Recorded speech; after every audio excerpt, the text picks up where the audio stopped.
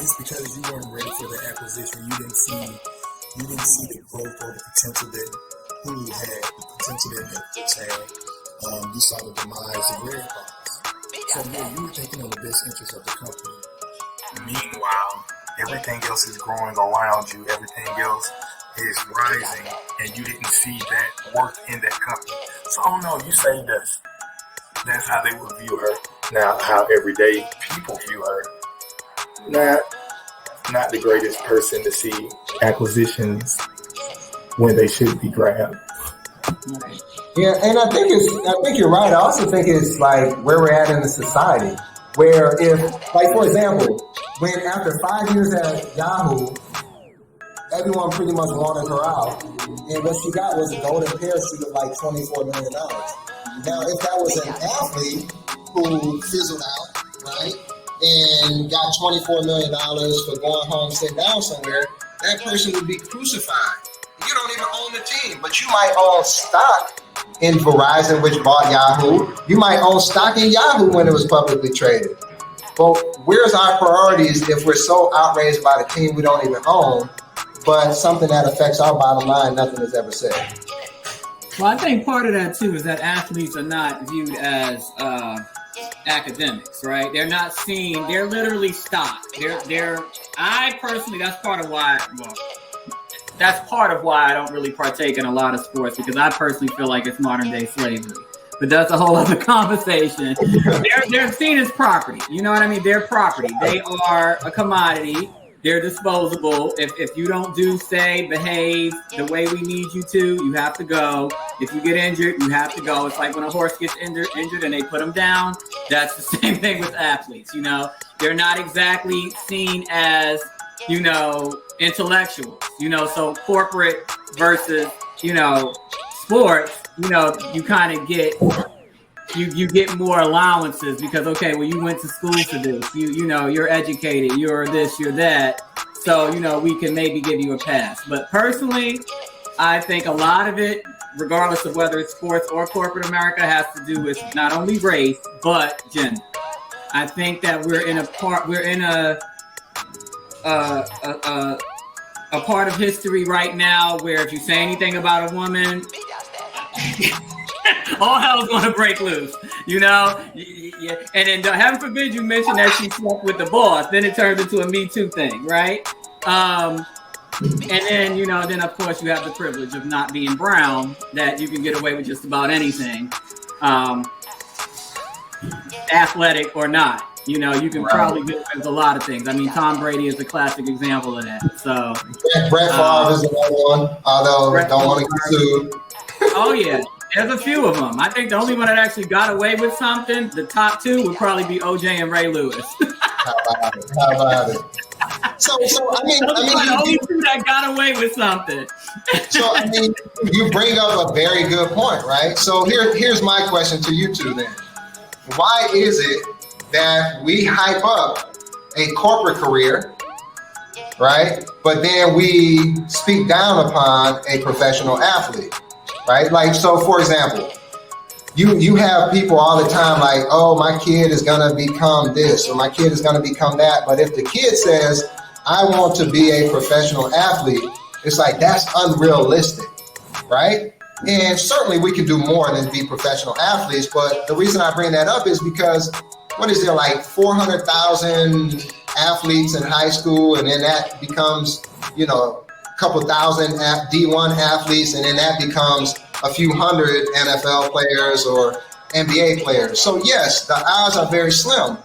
But which is slimmer, that or having 500 Fortune 500 companies that has hundreds of thousands of employees and more millions of employees?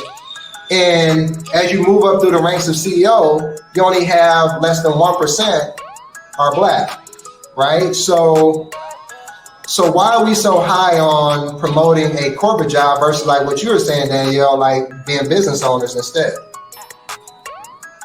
That's a good question, and I'm a living testament to that. I grew up in New York City, and the high school that I went to was a business high school. It was maybe two of its kind in the entire state of New York.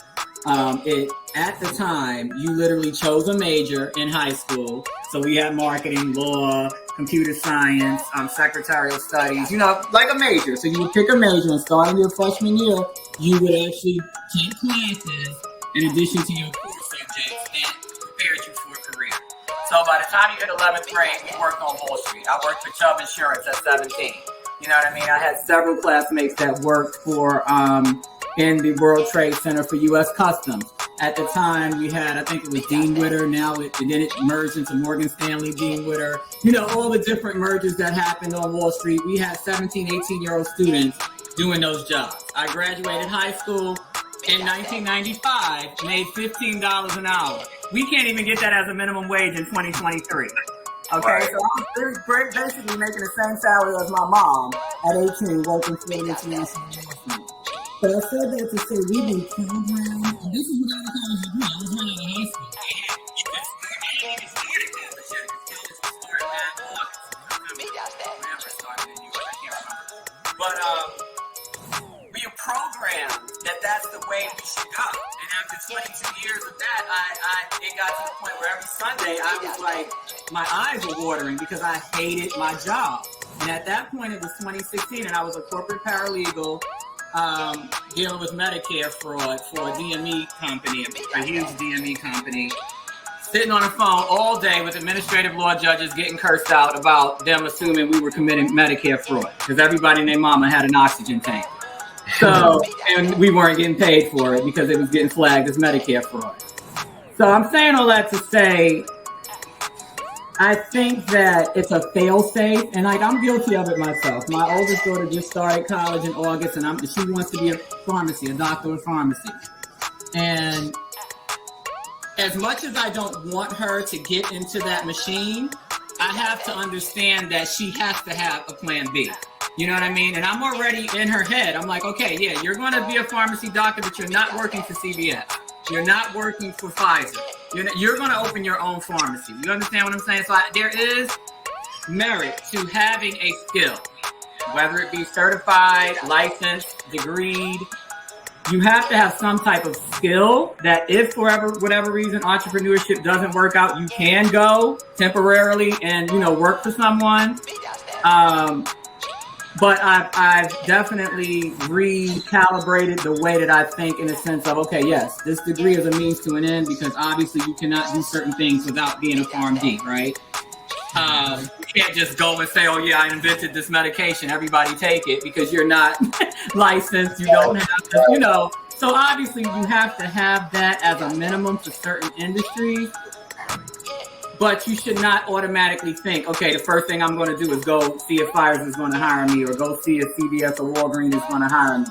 We should always be thinking, okay, how can I leverage this to have my own? My youngest daughter wants to get into journalism. So right now, as we speak, I bought her a green screen, I bought her the lighting kit, cameras, all that stuff. Because I'm like, yeah, you get that degree will legitimize you if you should walk up to CBS or ABC and say, okay, CNN, I want to do this.